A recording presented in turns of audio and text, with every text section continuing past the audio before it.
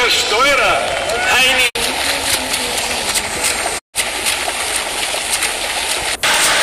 Bib on the bike, Jerry Bartolome, you're coming from Hawaii, I know you, and you're asking us about those bibs. I'd rather not have it. Frankfurt, some athletes did actually put them on, but you're right, you don't have to. So the new Ironman global rules state that the pros, actually everyone has to put them on for the run, but you do not have to in the bike. I'll tell you what, there's a couple things here. It used to be where the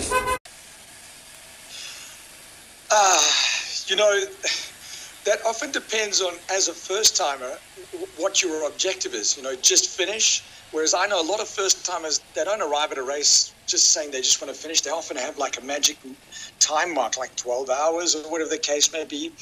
To me, Ironman Austria-Kärnten, and I have to preface it by saying I am biased because I've been coming here since 2008, and this was the first international race I ever announced for Ironman, so it's got a very special place in my heart. But I say it's an excellent, excellent race for a first-timer.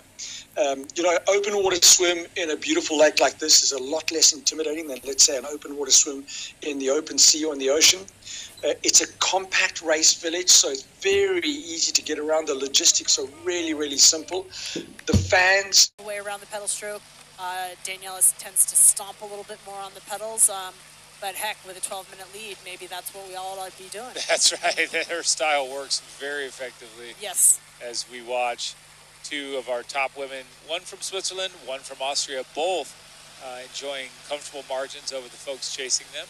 And we have 3 hours, 56 minutes into this race. So depending on how fast they go, probably about 5 hours. Actually, I'd say less, but we'll say around about 4.5 to 5 hours left of racing. These athletes are chasing course records today.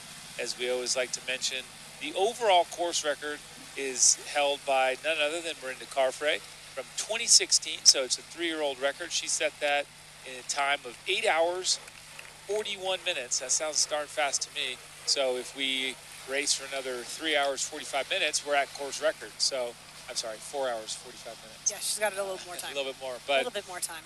How much, Michael, do you think these athletes come into these races thinking about course records?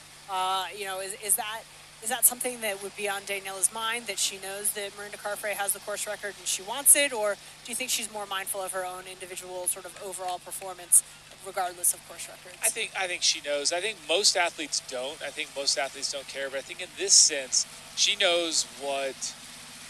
she also knows it's a different bike course, so she knows there's changes there. Could be faster, could be slower, but she knows. They know these things. Do they chase it? Maybe not. Does she get in there and realize, you know what, I'm nowhere near it? But when it comes down to it, someone's running and say, oh, you're 10 minutes. His way back, weaving here through town, making his way to the finish line, also making her way to the finish line, Daniela Ryf, and this is the first time we've seen her slow to a walk, getting some calories and some hydration on board. The first time I think I've seen her facial expression show anything but a calm confidence.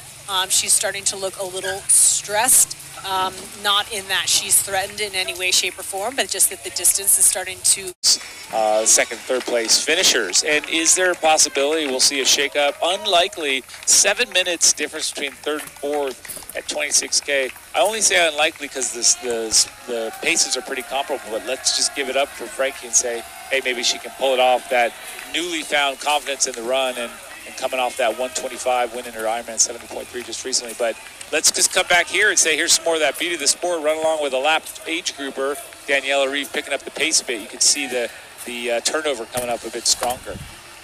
Yeah, she's starting to make her way to the finish line again, perking up a bit. It always helps mentally when you can allow yourself to start thinking about the finish line and the closing Ks, when you know the business is effectively done and it's just a couple of more Ks to run. She's making her way back to this brand new finishing stadium that they've built for this 2019 Ironman Austria-Kärnten. So a new celebration pavilion, complete with lots of fans out there. Again, the rain drove some of them into shelter for a bit, but now they're back.